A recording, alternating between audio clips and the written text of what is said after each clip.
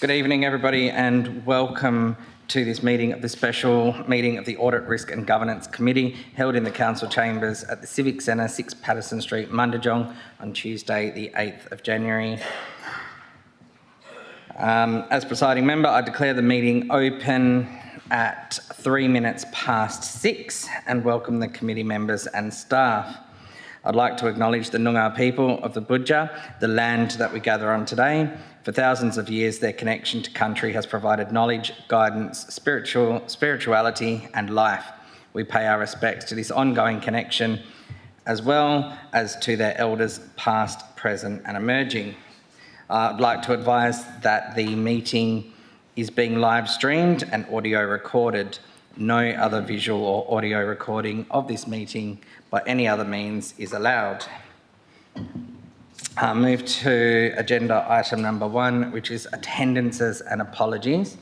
I have received a number of apologies from Councillor Nathan Bishop, Councillor Morgan Bias, and community member Jacob Corellian.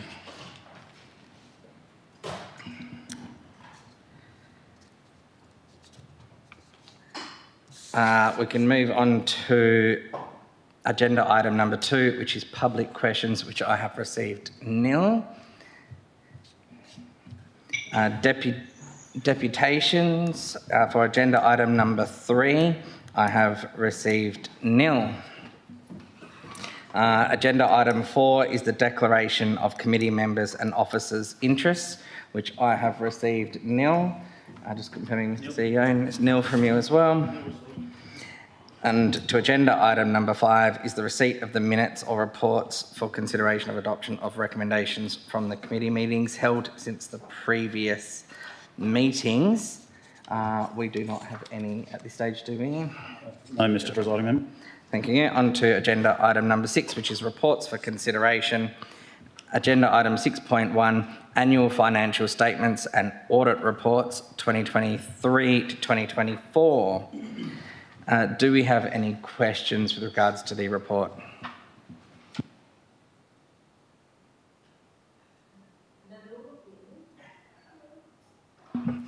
Mr. President. Thank you, Mr. Presiding Member. A couple of questions. I note on page 10 we talk about the financial health indicator score, and I know that the lower the number I think is meant to be better, but I got a little bit confused reading it. I would have thought 70 is better than last year. 72 is what we had this year, and the benchmark is 70. There's only 2 points out. Can someone explain to me, in terms of the health indicator score, what that means, and how do we actually get to 70 if we're currently at 72? Director of Corporate Services. Thank you. Some time ago, the department put out a scoring matrix over a number of ratios that are used to assess the financial viability of the organisation, and then according to the score, they all provided a secondary score for each of those ratios, and 70 was considered financially sustainable. So anything above that is better. Anything below 70 suggests you're not where you need to be. Those ratios related to, significantly your ability to fund your asset expenditure, required asset expenditure, the ability to pay your bills as and when they fall due, one about your debt and one about covering your operating expenditure. It's probably debatable as an organisation whether you do want to be relying on rates or revenue from your community versus grants. Obviously, these were set by state government, so they would prefer to see you fund yourself from rates. I guess as residents of this organisation, you'd prefer to see your expenditure funded from grants, which is the chief ratio that doesn't meet the benchmark, is that we rely significantly on grants. We get a significant leverage. For every dollar of rates we receive, we get significant leverage from grants. Thank you, Director. Thank you, Mr. Presiding Member.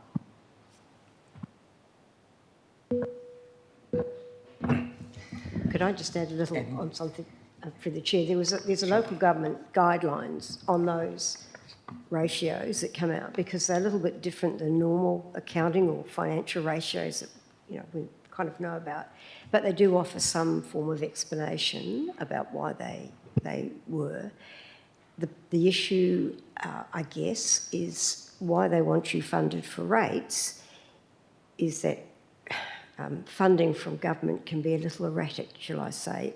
It can fluctuate, and they want to know that the councils are financially viable without variable grants which come and go as years go and government revenues go.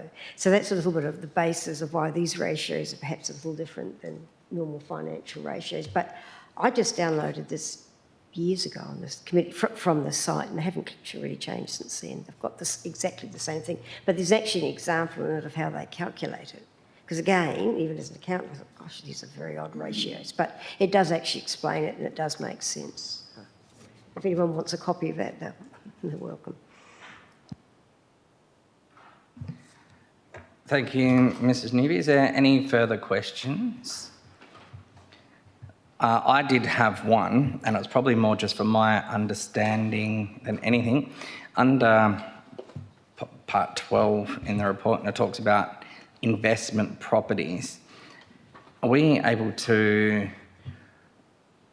get an understanding of where that figure comes from? Because I thought we had a lot more invest in property that we owned. What differentiates from being property we own as versus an investment property?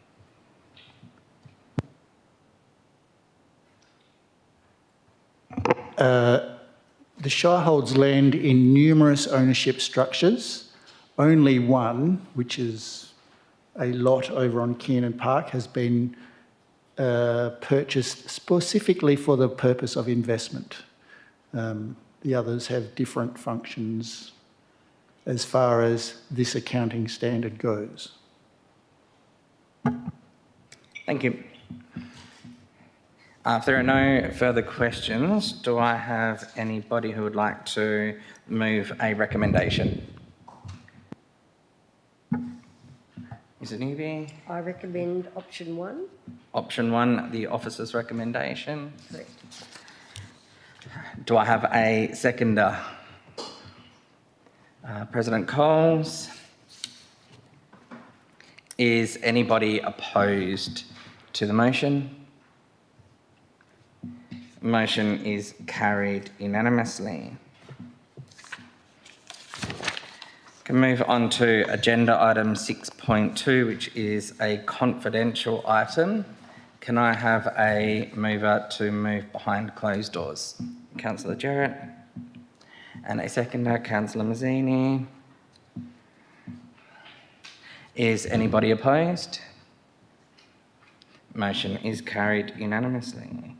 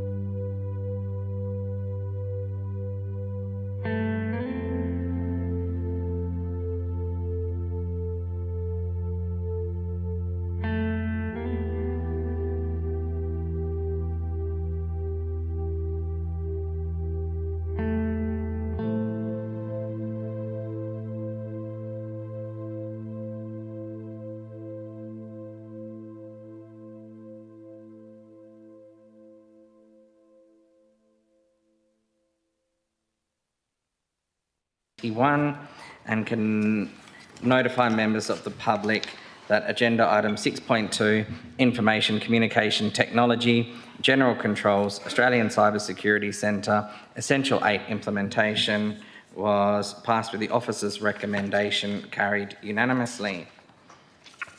It takes us on to agenda item number 7, which is motions of which notice has been given, which I have nil. Agenda item 8 is urgent business, which I have nil. Brings me to agenda item number 9, which is the closure of the meeting. I'd like to close the meeting at 6:21 p.m. and to thank everyone for your attendance tonight.